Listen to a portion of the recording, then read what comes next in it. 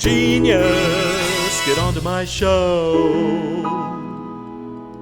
We had one story of an experience with.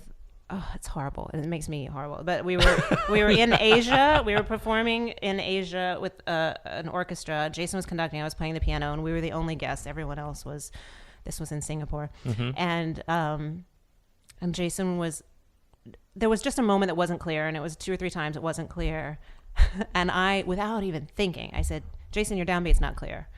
Like the pianist said that to the conductor. It was such a breach of protocol. And he gave me a look of like, how dare you in this moment?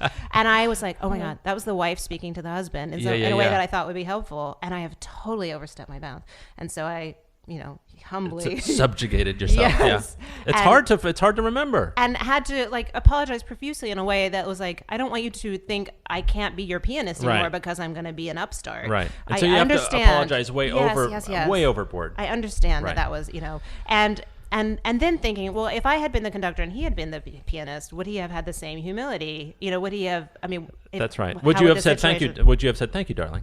Probably not. But let's see. But wouldn't it be great if we could all take our egos out of the room and just do the work? That would be amazing. But no, of course, we're all humans, and we all have moments where you're like, this is about me being right and me being seen and me being, having my moment.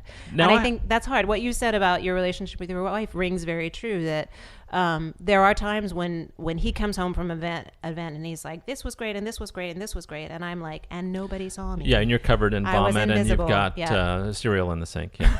Right. Yeah. And then sometimes it's flipped. So I think for us, it's about making sure that each person has a moment, that there are times where he gets to sit in the audience and clap for me too. Yeah. So you guys take the string and swap back and forth. We swap the string. That's nice. That's really nice.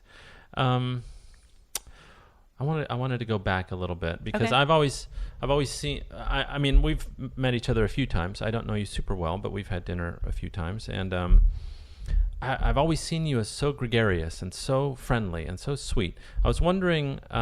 It's kind of a thing that I ask most of my guests. What were you like in high school? Were you like the popular girl? Were you the like the music nerd? It was Tennessee, West Tennessee. I was definitely the music nerd. I was a marching band girl.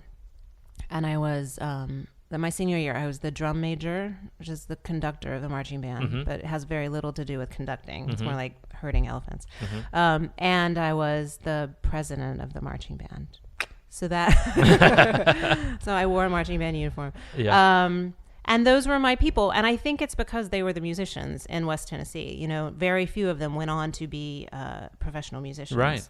But in that space, they were the musician, the band room and the band directors. Over the course of my years there were 3 of them, I think, were all inspirations to me. And if you could have marched with a piano, I would have done that. But that wasn't an option. So instead, what I did was I learned the clarinet starting in about the 5th or 6th grade. And were you already playing piano? I was already playing piano. Geez. Yeah, deeply playing the piano. Wow.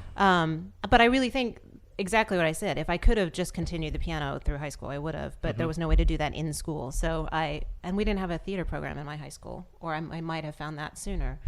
But so I found marching band, and I learned the clarinet, and then when I say I mastered it, I don't mean I mastered it like I could have played on a professional level, but well enough in the marching band, and the clarinets don't get a whole lot of solos. But I got bored pretty quickly. And so then the clarinet leads to the flute and the saxophone pretty easily. They're similar, and the fingerings are similar, and the types of instruments are similar. So I learned the flute and the saxophone. I played the saxophone in the jazz band, and some years played the flute. And then by the time I was a sophomore, I was like, bored again. And I thought, you know what I'm going to do? I'm going to learn all of the instruments. Oh my God. And I asked the band director at the time, I said, if I wanted to have a solo in the marching band, what instrument should I learn? And it was a she. She said, you should learn the trumpet or the mellophone, which is the marching French horn, because they get the solos, or the trombone, but that wasn't interesting to me at the time. So I learned the mellophone because I didn't want to compete with the trumpet boys who were all like playing as high as they could. Yeah. So I learned the mellophone and got a solo, and then played the French horn the following year in the concert band. And then I was like, well, now I know the mouthpiece. The mellophone uses a trumpet mouthpiece, so I'll learn the trumpet. And then it was like a mission. So I learned the trombone and the tuba. Holy cow. Not really well enough to play, but I know the fingerings. I know. And I made my way through the marching band. I never spent any time in the percussion section, but everything else, I learned how to play every other instrument in the marching band. Unbelievable.